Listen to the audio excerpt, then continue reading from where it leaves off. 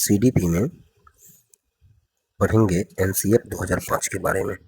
तो एनसीएफ 2005 क्या कहता है उसके बारे में हम लोग आज जानकारी प्राप्त करेंगे। एनसीएफ का फुल फॉर्म होता है एन से नेशनल, सी से कैरिकुलम और एफ से फ्रेमवर्क होता है। ये मूल रूप से एनसीएफ 2005 आया क्यों और किस लिए आया इसके बारे में जानेंगे। ये आपको सही मायने में एनसीईआरटी द्वारा तैयार किया गया था और 2005 में लागू किया गया। इसका मुख्य उद्देश्य ऐसा शिक्षा व्यवस्था को बढ़ावा देना था जिसमें बच्चा केवल किताबें रटने के बजाय समझकर, अनुभव से और सक्रिय रूप से क्या करे, सीख सके। इसीलिए ये एनसीएफ 2005 लाया गया। यही बात कह रहा है यहाँ कि राष्ट्रीय पाठ्यचर्या रूपरेखा 2005 एक ऐसा दस्तावेज है जिसमें ऐसे विषयों पर चर्चा की गई है कि बालक को क्या और किस प्रकार से पढ़ाया जाना चाहिए, यानी कि बालक को किस प्रकार से पढ़ाया जाना चाहिए, बालक को क्या पढ़ाया जाना चाहिए ताकि बालक समझ सके, सीख सके। यही सब बातें बताती है एनसीएफ 2005। एनसीएफ 2005 कहती है क्या, कुछ मार्गदर्शी जो है सिद्धांत देता है और कहता है कि बच्चों को जो है ना स्कूली ज्ञान से बाहर की जीवन से भी इसको जोड़नी चाहिए। यानी ज्ञान को जो है ना स्कूल के बाहर से भी कह रहा है, ये जोड़िए।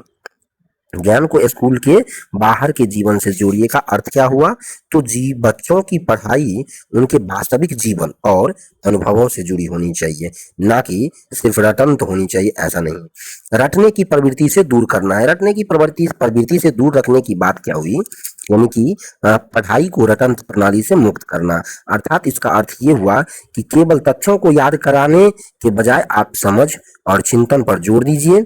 अगला कह रहा है कि पाठ्यचर्या पुस्तक केंद्रित न हो, यानी कि पाठ्यक्रम को बच्चे के लिए बोझ मुक्त बनाना है, बोझ नहीं बनाना है, समझे ना, बोझ नहीं बनाना है, बोझ मुक्त बनाना है। अर्थात कह सकते हैं कि पढ़ाई को अनावश्यक रूप से भारी और तनावपूर्ण बनाना नहीं है, समझे, उसको आनंद में बदलना है।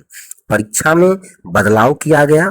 परीक्षा को केवल डर और दबाव नहीं बनाना चाहिए, उसको जो है ना सीखने की प्रक्रिया का हिस्सा बनाना चाहिए। उसके बाद कहा है कि विद्यालय में दी जाने वाली शिक्षा को विभिन्न प्रकार की गतिविधियों से जोड़ा जाए। तो विभिन्न प्रकार की गतिविधियों से कह रहा है कि जोड़ा जाए। तो अब इस पर बात करते हैं कि विभिन्न प्रकार की गतिविधियों से क्या जोड़ा जाए।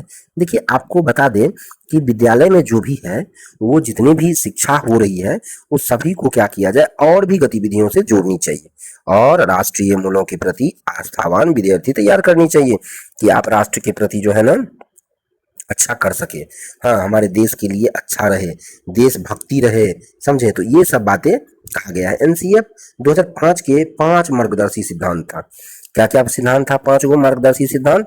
तो आपको ज्ञान को स्कूल के बाहर जीवन से जोड़ना, रटने की जगह समझकर समझने पर जोर देना, पाठ्यक्रम को बच्चों के समग्र विकास से जोड़ना, क्या करना, पाठ्यक्रम को बच्चों के समग्र विकास से जोड़ना, परीक्षा को अधिक लचीला और कक्षा जीवन से जोड़ना, लोकतांत्रिक मूल्यों और जो है संवेदनशील नागरिकता का विकास करना। ये रहा आपका मुख्य बातें। अब अगला बात कर रहा है कि राष्ट्रीय पाठ्यचर्या रूपरेखा 2005 के मतलब प्रमुख जो है सुझाव ये क्या है, तो बालक सक्रिय यानी कि चाइल्ड एक्टिव है, इसको देखना है। वह स्वयं से जाने और सीखने और नई चीजों को यानी कि क्या करता है, तो आजमाने और तोड़ जोड़ करने, गलतियां करना, ये स्वयं को सुधार करना, ये होनी चाहिए। ये एनसीएफ 2005 कहती है। दूसरी बात क्या है कि सीखना सक्रिय और सामाजिक गतिविधि होनी चाहिए। सीखना कैसी होनी चाहिए, तो सामाजिक और सक्रिय गतिविधि होनी चाहिए। अगला बात क्या है, तो सीखने में जो है ना, सीखने में यांत्रिकता का मतलब समझ रहे हैं, बार बार तो यांत्रिकता का प्रयोग नहीं होनी चाहिए, ये एनसीएफ कहती है। एनसीएफ 2005 कहती है कि सीखने को आप अनुशासन और डर नहीं बनाइए, डिसिप्लिन में डर नहीं बनाइए। डिसिप्लिन में एक ऐसा डिसिप्लिन होनी चाहिए जो आनंद होनी चाहिए और संतोष में होनी चाहिए, ठीक है।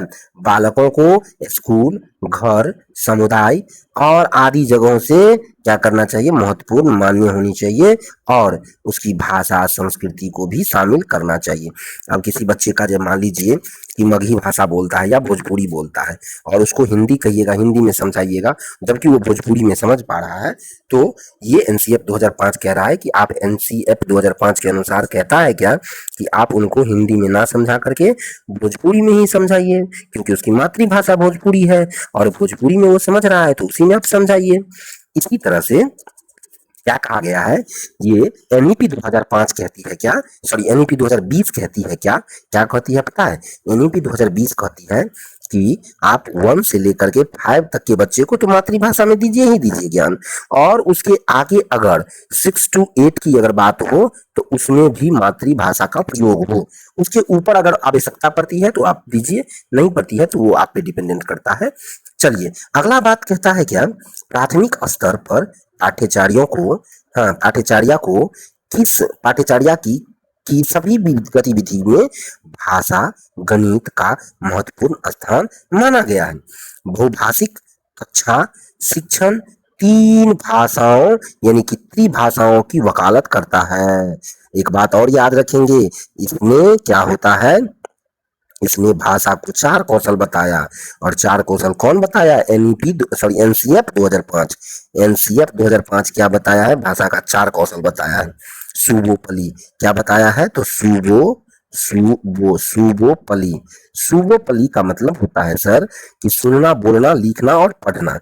ठीक है, सु से सुनना, बो से बोलना, प से पढ़ना और ली से लिखना, इसीलिए उसको हम सुबोपली कहते हैं। अब अगला बात क्या है, किसी भी प्रकार की सूचना को ज्ञान मानने में मतलब मानने से बचना चाहिए। कोई भी अगर सूचना है तो सूचना को ज्ञान मत मानिए। विद्यार्थियों की दी जाने वाली शिक्षा में शैक्षिक सूत्र, जैसे शैक्षिक सूत्र पूछेगा क्या है, तो ज्ञात से अज्ञात की ओर कैसी शैक्षिक सूत्र है, पूछेगा ज्ञात से अज्ञात की ओर विद्यार्थी के लिए क्या है, तो कहेंगे शैक्षिक सूत्र है। मूर्त से अमूर्त की ओर ये क्या है, तो विद्यार्थी के लिए शैक्षिक सूत्र है। शैक्षणिक सूत्र का जो है अधिक से अधिक प्रयोग किया जाए। एनसीएफ 2005 कहा क्या कि शैक्षिक जो है ना, शैक्षणिक सूत्रों का अधिक से अधिक प्रयोग किया जाए। इसका मतलब ये हुआ कि ज्ञात से अज्ञात की ओर, उदाहरण से मतलब नियम की ओर बच्चों को ले जाइए, मूर्त से अमूर्त की ओर ले जाइए। पहले बच्चे को आप दिखाइए प्रयोग के द्वारा और उसके बाद आप जो है ना बाद में अमूर्त की ओर ले जाइए। ठीक है, अगला कह रहा है क्या कि अगला बात कह रहा है सहशैक्षिक गतिविधियों में बच्चों के अभिभावकों को भी जोड़ा जाए। पूछेगा कि सहशैक्षिक गतिविधियों में किसको जोड़ना चाहिए, तो कहेंगे अभिभावकों को, पेरेंट्स को। विशाल पाठ्यक्रम और मोटी किताबें शिक्षा प्रणाली की असफलता का प्रतीक है, इसलिए विशाल जो है ना, विशाल पाठ्यक्रम नहीं होनी चाहिए, मोटी मोटी किताबें नहीं होनी चाहिए। बोझिल यानी कि बोझिल का मतलब समझ रहे हैं ना, बच्चों को किताब दे करके बोझा मत बनाइए उसके दिमाग को। ठीक है, उसको डर पैदा मत कीजिए कि इतनी किताब है, ये है वो है। आप ऐसा बुक दीजिए, ऐसा उसको जो है आनंद आए बच्चों को पढ़ने के लिए। ये एनसीएफ 2005 ऐसा नियम को दिया है एनसीईआरटी के द्वारा जारी करवा करके। उसके बाद जो है मूल्यों का उपदेश देकर नहीं, वातावरण देकर स्थापित कीजिए। यानी कि उसको उपदेश मत दीजिए, उपदेश नहीं दे करके उसको वातावरण दे करके क्या कीजिए, उससे बातचीत ऐसा दीजिए जो आप मतलब अपनी इन्वायरमेंट से जुड़ा करके उसको स्थापित कीजिए ज्ञान को। और पुस्तकालय जैसे लाइब्रेरी होता है, लाइब्रेरी में बच्चों को स्वयं पुस्तक चुनने का अवसर दीजिए। ये नहीं कि आप जबरदस्ती कह दीजिए ये बुक लीजिए और ये बुक पढ़ाई करो, तो ऐसा नहीं करना है। बच्चा को स्वयं जो है ना चुनने का अवसर दीजिए, जो ताकि बच्चा खुद से चुन सके। अगला बात कर रहा है क्या, सांस्कृतिक कर्मों में मनोरंजन के स्थान पर कैसा होना चाहिए, सौंदर्य बोध होना चाहिए, सौंदर्य बोध को बढ़ावा देना चाहिए। तो आपको सांस्कृतिक कार्यक्रमों में मनोरंजन के स्थान पर सौंदर्य बोध को बढ़ावा देना चाहिए। अर्थात सौंदर्य बोध का अर्थ क्या होता है, इसके बारे में समझेंगे। तो देखिए, सौंदर्य बोध का अर्थ ये होता है कि सुंदरता को पहचानने, महसूस करने या उसकी जो है ना सराहना करने की क्षमता हो। ठीक है ना। यानी कि बच्चे को जो है ना, आप क्या कीजिए, सुंदरता को पहचानिए, समझे, उसको मनोरंजन के साथ स्थान पर जो है ना सौंदर्य बोध को बढ़ावा दीजिए। ठीक है, मनोरंजन दे करके बच्चों को जो है ना ये नहीं करना है। अब अगला बात कह रहा है कि शिक्षकों को अकादमिक, क्या कह रहा है, शिक्षकों को अकादमिक संसाधन, शिक्षकों को अकादमिक संसाधन और नवाचार आदि समय पर पहुंचाए। इसका अर्थ समझिए क्या कह रहा है, कह रहा है क्या कि देखिए शिक्षकों को जो है ना, शिक्षकों को अकादमिक संस्थान का मतलब कि पढ़ाई लिखाई में शिक्षक और विद्यार्थियों की मदद करने वाली जो शैक्षणिक सामग्री है उसकी सुविधा करना चाहिए, समझे, उसकी सुविधा देनी चाहिए, समझे ना। जैसे वर्कशीट और गतिविधि हो, डिजिटल सामग्री तकनीकी हो, प्रशिक्षण हो, नई शिक्षण विधियां हो, तो ये सब बच्चों को देना चाहिए। अगला बात क्या कर रहा है, अगला बात कर रहा है क्या कि देखिए समुदाय, समुदाय को मानवीय संसाधन के रूप में प्रयुक्त होने का अवसर दे। इसका अर्थ समझ रहे हैं, इसका अर्थ ये हुआ कि समुदाय का मतलब हुआ, यानी समुदाय का मतलब बहुत सारे, जैसे कि माता पिता, बुजुर्ग, स्थानीय कारीगर, किसान, डॉक्टर, कलाकार, व्यवसायिक, ये सब जो है ना, ये समुदाय से मतलब है कि स्कूल के आसपास रहने वाले, स्कूल के आसपास रहने वाले कौन कौन होते हैं, तो माता पिता होते हैं, बुजुर्ग लोग होते हैं, स्थानीय कारीगर सब होते हैं, किसान होते हैं, डॉक्टर होते हैं, कलाकार होते हैं, व्यवसायिक व्यवसायी होते हैं, आदि लोग होते हैं। तो इनको जो है ना मानवीय संसाधन का मतलब यही हुआ कि मानवीय संसाधन यानी कि लोगों का ज्ञान, अनुभव और कौशल का, प्रतिभा का, जिनका उपयोग बच्चों की शिक्षा में किया जा सके, ऐसा होनी चाहिए। अब कह रहा है क्या, मानसिक स्तर एवं योग्यता के अनुसार पाठ्यक्रम का निर्धारण, अर्थात समझे, अर्थात ये है कि मानसिक स्तर पर योग्यता यानी कि एबिलिटी, हाँ, के अनुसार पाठ्यक्रम का निर्धारण करनी चाहिए। यानी मानसिक स्तर एवं योग्यता के अनुसार पाठ्यक्रम का निर्धारण का अर्थ ये हुआ कि बच्चों की उम्र, समझने की क्षमता, रुचि और मानसिक विकास की योग्यता को ध्यान में रखते हुए आप पाठ्यक्रम को तैयार कीजिए। ये नहीं कि जो मर्जी होगा वही पाठ्यक्रम आप तैयार कीजिए, ऐसा नहीं करनी है। ठीक है, हमने देखिए आपको इतना अच्छा से पढ़ा रहे हैं, इतना अच्छा से बता रहे हैं, जिसका जवाब देना भी हमको लग रहा है लगभग ये है।